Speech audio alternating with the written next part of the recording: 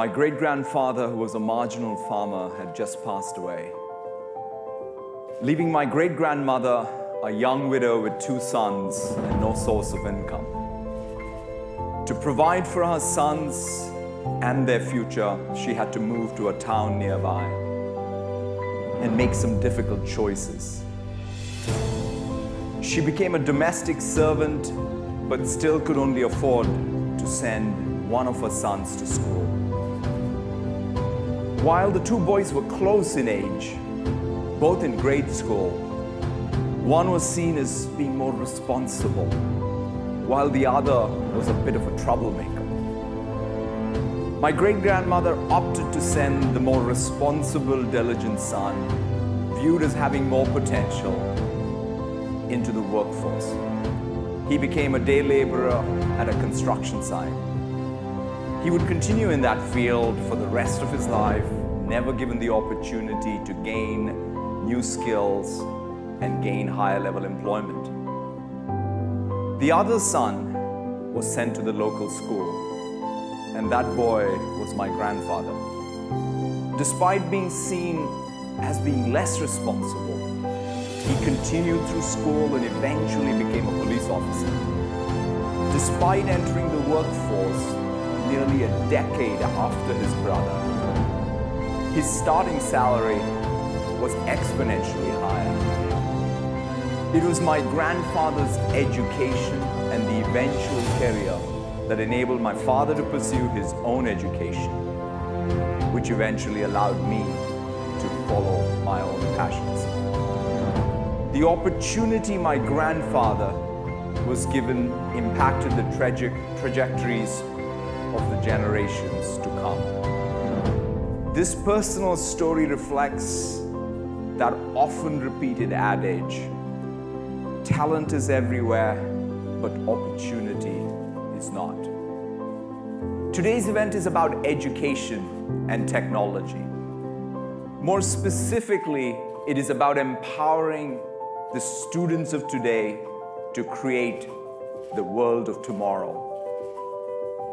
We live in an amazing time of technological progress. Every aspect of our lives, economies, and societies are being shaped by digital technologies. However, technology is also creating disruption. There is a growing concern over job growth, economic opportunity, and the world we are building for the next generation. The real question is, how can technology create more opportunity, not for a few, but for all? Addressing that question is core to our mission to empower every person and every organization on the planet to achieve more. This is not just a set of words for us, but something we care deeply about. Our success is measured by others' success. Democratizing educational opportunity speaks directly to our mission, and it's one of the most pressing societal challenges. Technology can amplify the work of dedicated people and institutions, but rarely can substitute for it. Kentaro Toyama, a former researcher at Microsoft and the author of the book Geek Heresy, captures it best when he says that societal change requires more than just technology. Technocrats, as Toyama refers to them, have a tendency to extol the virtues of technology and view it as a remedy to all that ails the system. I'm here today as a heretic. We are under no illusion that technology alone is the answer to transforming education. Dedicated administrators, great teachers, motivated students, and involved parents and communities are the ones changing education. And technology is merely a tool to empower their creativity and their ingenuity. It is this opportunity that motivates our work in education and everything you'll see today. One of my favorite parts of the job is to be able to see and learn from the students all around the world. Over the past 2 years, I've had a chance to visit students from 20 plus countries, to see students in Jakarta and Tel Aviv use the same office tools that my daughters use in Seattle, how teachers in Tokyo and Madrid are using Minecraft to teach students computational thinking, how a group of young female students in Cairo were inspired to learn to code and built an app to assist the Syrian refugees in their own community.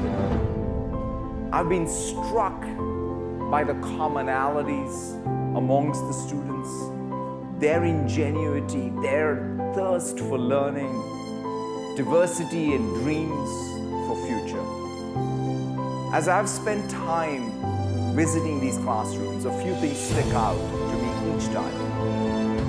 First, technology should help, not hinder teachers' work in the classroom.